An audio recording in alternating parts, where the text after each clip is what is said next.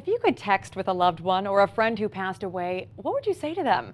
Do you think that it would help you cope with the loss, or would it just be too painful? Well, there's a new app out there designed to help keep you alive after you're gone. It's called Replica, and Mark Rivera shows you how it works. This is how it works. You text with it like you would a friend. It asks you personal questions. It learns the jokes you like. It learns the way that you say things, and you keep talking to it so that when you pass, the friends and family who want to talk to you still can. It will respond in the way that you would respond, with the jokes that you would say, and with the stories that you've told it. But is it healthy for someone dealing with the death of a loved one? I asked a guy who's been a grief counselor for more than 30 years.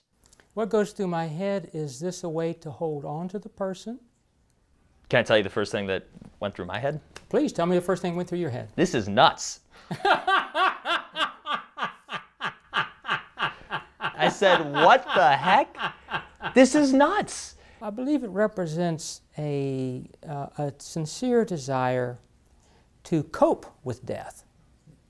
But I'm not certain in the way that it's presented is going to help us to let go.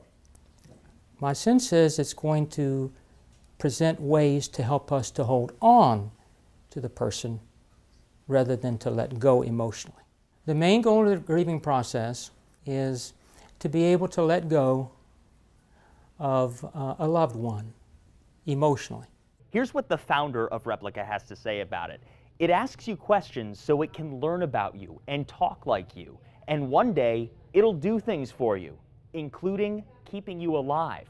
You talk to it, and it becomes you. More than 80,000 people have already signed up to be a part of it. Would you? Mark Rivera, 10 News.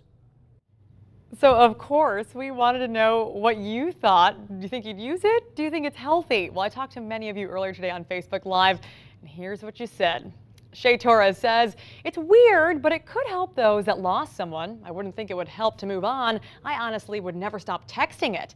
Carmen Cortez says, no, hard to let the person go if you're still texting them. And there was one other person that said that it reminded them of a Black Mirror, the new show, or the episode on, the show on Netflix, rather, kind of that same thought process, rather. And then there was a few that said they would try it. But remember, they're not alone here. 80,000 people have already signed up for it. I will not be one of them, but Ashley, what about you? I feel like there's a moving on thing that's not really being addressed there with something like that. But it is amazing how far technology's come. All right, looking outside.